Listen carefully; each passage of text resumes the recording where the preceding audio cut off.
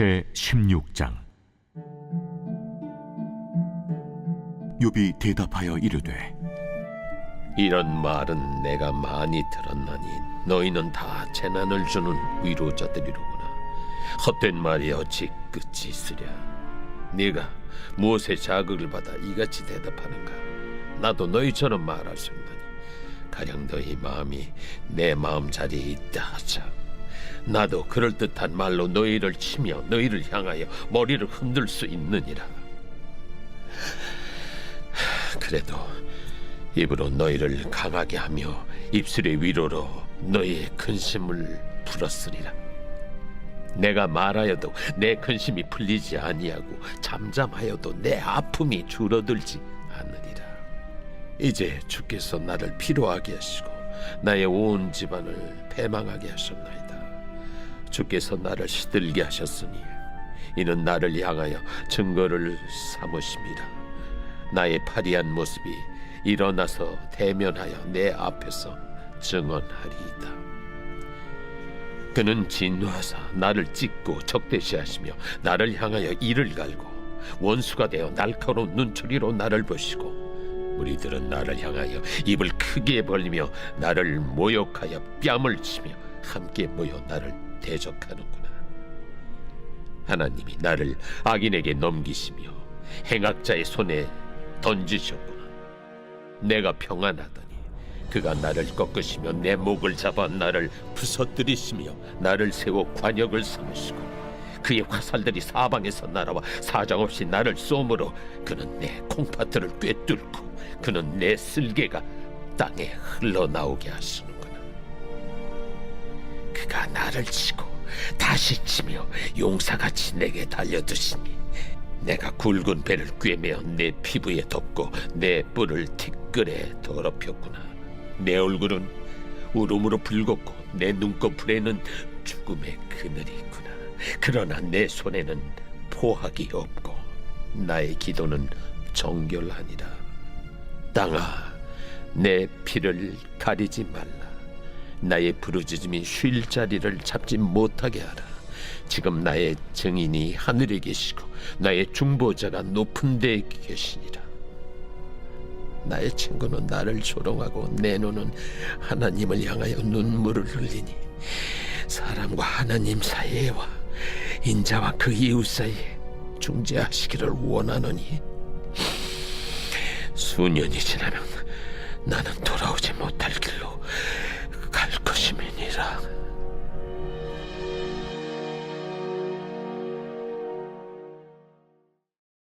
네, 할렐루야. 네, 이른 새벽 우리 주님 전에 오신 믿음의 성도님들 환영하고 축복합니다. 자, 오늘 욥기 16장 소제목을 보면 욥의 대답이라고 나와 있죠. 그러니까 엘리바스의 두 번째 말에 대한 욥의 대답에 대한 내용입니다.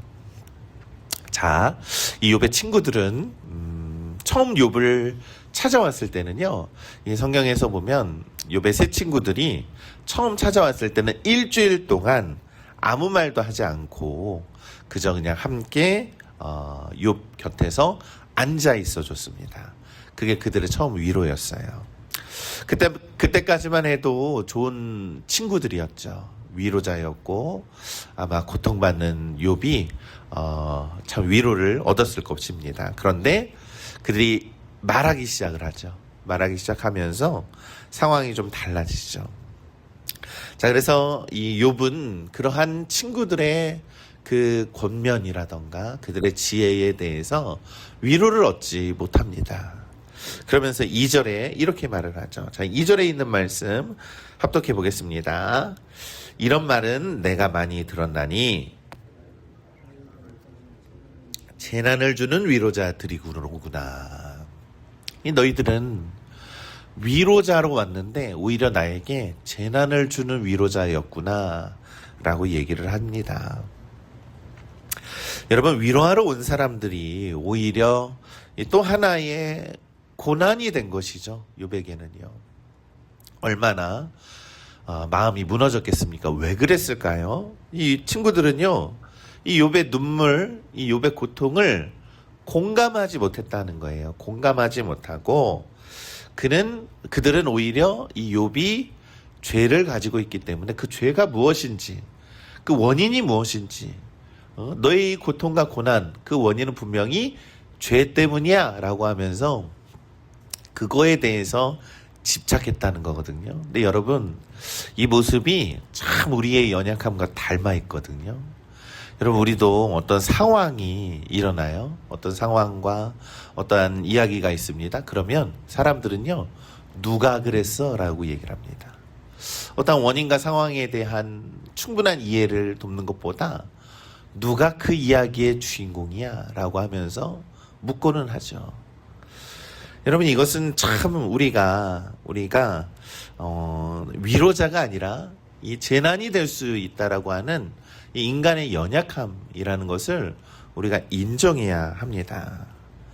여러분, 욥기 16장은 우리들에게 묻습니다. 상처 입은 사람에게 여러분들은 과연 어떤 사람들이 되고 싶으십니까? 라는 거예요. 말로는 위로를 하였지만 실제로는 상처를 더하고 있는 것은 아닌가. 하나님의 말씀을 전한다라고 하면서 상대방의 아픔보다 자신의 경험, 자신의 판단을 옳다라고 하는 것을 증명하려고 하는 것은 아닌가. 우리가 깊이 묵상해 봐야 합니다. 여러분, 참된 위로는 말보다는 마음에서부터 시작이 된다라는 것을 우리는 기억해야 합니다. 자, 4절에 있는 말씀 한번 합독해 보겠습니다.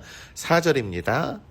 나도 너희처럼 말할 수 있나니 가령 너희 마음이 내 마음 자리에 있다 하자. 나도 그럴듯한 말로 너희를 치며 너희를 향하여 머리를 흔들 수 있느니라. 여러분, 이 머리를 흔든다라는 표현은요, 이 고대 근동 사회에서 이 상대방을 조롱하거나 이 멸시할 때 사용하는 몸짓이라고 합니다. 그래서 시편 22편에도 고난받는 자를 보면서 사람들이 머리를 절레절레 흔드는 장면이 성경에 또 다르게 나옵니다. 그러니까 욥이 이렇게 말하는 거죠. 너희가 나랑 입장을 바꿔서 생각을 해봐라. 너희가 나처럼 고통을 받고 있고 내가 너희의 자리에 있었다라면 나도 얼마든지 지금 너희처럼 머리를 절레절레 흔들 것이다. 이렇다라는 거예요. 그러면서 5절에 이렇게 말씀합니다. 그래도 입으로 너희를 강하게 하며 입술의 위로로 너희의 근심을 풀었으리라. 이렇게 얘기합니다. 여러분, 욥은 자신의 친구들에게 중요한 교훈을 알려줍니다. 말에 대한 교훈인 거예요. 여러분, 우리가 잠언서, 우리가 새벽 예배 때 우리가 잠언의 말씀을 벌써 다 묵상을 하면서 잠언이 찌르는 말이라고 했잖아요. 바늘잠자를 사용합니다. 한글로는요. 하나님의 말씀으로 우리의 심령을 찌르는 지혜의 말씀이라고 우리가 은혜를 받았죠. 그런데 잠언에 있는 많은 교훈들을 우리가 살펴보면 말에 대한 교훈이 그렇게 많아요. 말에 대한 교훈이 정말 많습니다. 여러분, 우리는요, 이 말로 상대방의 영혼을 아프게 할 수도 있고, 이 말로 상대방을 위로할 수도 있는데, 여러분, 우리는 이 말로 참 많은 실수를 하고 살아갑니다. 그것이 바로 이 성경도 말에 대한, 그리고 입에 대한 교훈을 강조하는 부분이라는 겁니다. 여러분, 우리는 누군가 잘못했을 때 올바른 말을 해줄 필요가 있다라고 생각을 하는 거죠. 그러니까 그 말이 사람을 우리가 세우는 것인지, 위로하는 것인지, 혹은 내 판단이 옳다라는 것을 증명하는 것인지 우리가 생각하기에 앞서서, 여러분, 이 말로, 이 말에, 입의 권세를요, 항상 하나님께 붙드는 믿음을 가지셔야 한다라는 거예요. 말 한마디, 내가 어떠한 말로 한 사람의 생명을 살릴 수 있을까? 이것도 우리가 쉽게 판단하는 것이 아니라 정말로 하나님께 기도하고, 하나님 제 입을 다스려 주시고 제 마음속에 예수 그리스도를 품게 해주셔서 결국 마음속에 있는 게 말로 나오는 거거든요. 그러니까 우리 마음에 예수 그리스도의 사랑을 품는 것만이 좋은 말을 할 수 있는 유일한 방법이다. 여러분, 예수님의 사랑을 품고 고통과 고난 중에 있는 사람에게 생명의 말을 전할 수 있는 그런 우리 믿음의 성도님들 되시기를 간절히 소망합니다. 잠언 12장 18절 이런 말씀이 있죠. 칼로 찌른같이 함부로 말하는 자가 있거니와 지혜로운 자의 혀는 양약과 같으니라. 이렇게 말씀합니다. 말로 사람을 찌르고 사람의 마음을 상처 입히고 심지어는 그 말로 사람을 죽일 수도 있다. 경고하잖아요. 그러나 지혜로운 자, 하나님을 경외하고 예수 그리스도를 사랑하는 자의 혀는 영향이 있고 아주 사람을 살리는 약과 같은 말을 하더라라는 것이죠. 사랑하는 우리 믿음의 성도 여러분, 예수님은요 상처 입은 갈대를 꺾지 않으시고 그들을 위로해 주시고 그들을 살려 주셨죠. 교회의 언어도 그러해야 한다라는 거예요. 사람을 무너뜨리고 정죄보다 다시 일으키는 복음의 말을 해야 한다라는 것. 사랑하는 우리 믿음의 모든 우리 성도 여러분들이 복음의 언어로 사람을 살리고 생명을 인도하는 우리 거룩한 믿음의 성도들 되시기를 간절히 소망합니다. 자, 6절에 있는 말씀 한번 합독해 보겠습니다. 6절입니다. 내가 말하여도 잠잠하여도 내 아픔이 줄어들지 않으리라. 여러분, 6절 이후에 욥은요 자신의 고통을 또 하나님께 토로합니다. 그는 말해도 아이고 하나님, 저의 고통이 이렇습니다. 아무리 도서를 해도 고통이 줄지 않아요. 그리고 하나님은 침묵하고 계세요. 아픔이 사라지지 않는다라고 말을 하죠. 그러면서 7절에서는 하나님께서 자신을 피로하게 하셨고 온 집안을 황폐하게 하셨다. 하나님이 나를 이렇게 만들었다 라고 하면서 탄식을 합니다. 자, 그러면서 12절에 더 강력한 표현이 있죠. 12절 말씀입니다. 내가 평안하더니 그가 나를 꺾으시며 내 목을 잡아 나를 부서뜨리시며 나를 세워 관역을 삼으시고. 이젠 욥이 하나님을 원망을 합니다. 아유 하나님, 왜 제 인생을 이렇게 꺾어버리십니까? 왜 저를 관역 삼아서 이렇게 심판을 이렇게 고통과 고난을 이렇게 주십니까? 여러분, 이 관역이라는 표현이 있지 않습니까? 여러분, 마치 자신이 하나님의 화살이 자기에게 집중되는 것 같은 그러한 표현을 쓰고 있는 것이죠. 14절에서는 성을 공격하는 용사가 성벽을 연이어 돌파하는 것처럼 하나님께서 계속해서 자기 자신을 친다. 나를 왜 이렇게 치십니까? 라고 하면서 탄식을 합니다. 여러분, 하나님께서는 실제로 잔혹한 분이다 라고 하는 신학적 선언이 아니죠. 고통 속에 있는 욥이 하나님을 그렇게 느끼고 있다라는 거예요. 아유 하나님, 너무나도 저를 이렇게 모질게 이렇게 하십니까? 하나님을 원망하고, 하나님 당신 너무 무서운 거 아닙니까? 하나님 너무 무서우셔가지고 저를 이렇게까지 고난스럽게 하는 것 아닙니까? 마치 하나님께 버림받았다라는 것처럼 느끼고 있는 욥의 심정이라는 겁니다. 여러분, 욥은 하나님께서 공격하는 것처럼 느꼈지만 여러분, 우리는 분명히 알고 있습니다. 욥은 온전하고 하나님을 경외하고 하나님을 악에서 떠난 사람이에요. 믿음이 좋은 사람이었어요. 그런데 여러분, 우리가 고난 역시 우리가 당하면 하나님 어찌하여 나에게 이런 고난이 있습니까? 라고 하면서 하나님께 탄식을 하죠. 여러분, 성경은 이런 감정을 숨기라고 하지 않습니다. 그냥 욥처럼 하나님께 다 토설할 수 있는 것. 여러분, 그것이 신앙이라는 것은요, 아파도 아프지 않는 척하는 게 아니에요. 아프면 아픈 대로 하나님께 진실하게 고백해야 하는 것이죠. 여러분, 이 욥기서의 말씀을 묵상할 때 이 욥의 마음과 욥의 심경을 우리가 공감하는 마음으로 받아들여야 돼요. 이 말씀 한 구절을 우리 마치 하나님을 원망하는 것처럼 그렇게 느껴지는 것이 아니라 이욥의 마음과 심령이 이만큼 고통스럽고 너무나도 괴롭고 외롭더라라는 것이죠. 그러면서 19절에 그렇게 하나님을 원망하고 하나님께 다 이렇게 탄식하다가 19절에 이렇게 고백을 합니다. 19절 말씀입니다. 지금 나의 증인이 하늘에 계시고 나의 중보자가 높은 데 계시니라. 아멘. 여러분, 이 중보자가, 나의 중보자가 지금 필요하다라고 이 욥이 말하고 있는 거예요. 여러분, 이 욥기서의 가장 중요한 주제예요. 여러분, 고통과 고난과 이 죄의 문제를 이 욥은 해결할 방법이 없는 거예요. 그러니까 욥에게는 누가 필요합니까? 주 예수 그리스도가 필요하다라는 것을 이 욥기서는 우리들에게 가르쳐주고 있는 지혜의 말씀이다라는 것이죠. 자, 여러분, 신명기 율법에서는요, 한 사람의 증언만으로는 사람을 정죄해서는 안 됩니다. 그게 율법이에요. 두세 명의 증인이 있어야지만이 그 사실을 통해서 재판하고 판단할 수 있었다라는 거예요. 그러니까 욥에게는 자신을 이해해주는, 자신을 공감해주는 그러한 증인이 너무나도 필요했다라고 하는 그러한 표현입니다. 왜 그렇습니까? 이 3명의 친구들이 왔는데 그 친구들은 자기 자신을 죄인으로 몰아세우고 있기 때문이죠.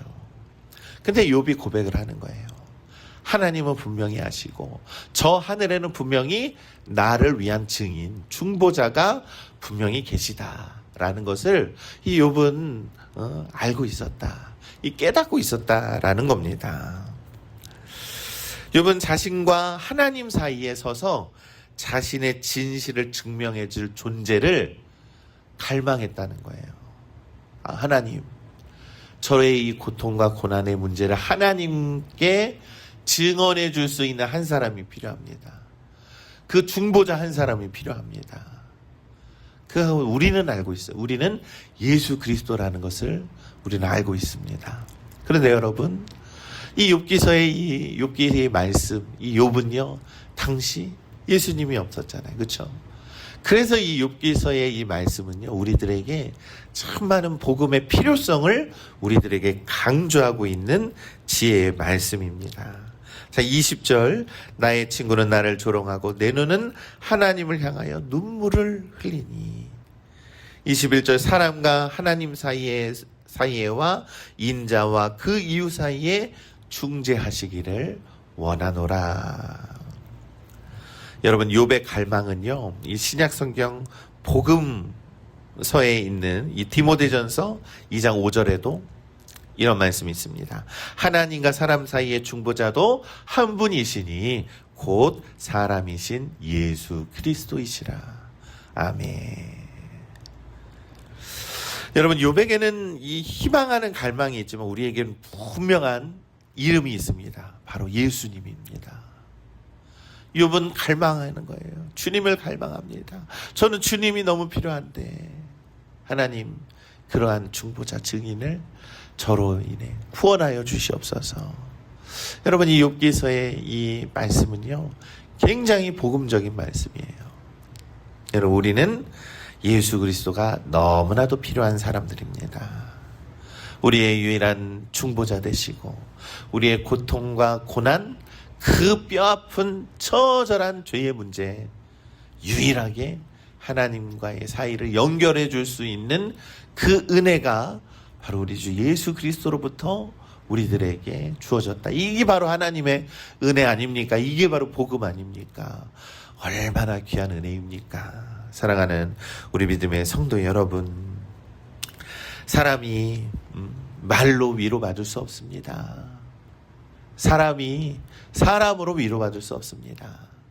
고통과 고난의 문제는 이거는 우리가 해결할 수 없는 문제예요. 그러나 예수 그리스도가 우리의 중보자가 되어서 고통과 고난과 탄식과 눈물과 괴로움과 얼마나 많은 고통과 고난 속에서 살고 있는 자들은요, 예수님이 필요한 자들입니다. 그래서 우리 주변의 이웃들을 예수님이 당신은 예수님이 필요한 사람이야 라고 하면서 그들의 아픔을 공감하고 그들을 우리 예수님으로 인도할 수 있는 우리 믿음의 성도들 되시기를 간절히 소망합니다. 이 욥기서의 말씀은 반복되는 말씀인 것 같지만 굉장히 우리들에게 복음의 중요성을 알려주고 있는 말씀이에요. 복음의 필요성을 우리들에게 가르쳐주고 있는 말씀입니다. 여러분, 우리 8월 30일 저녁 집회를 위해서 기도하고 계시죠?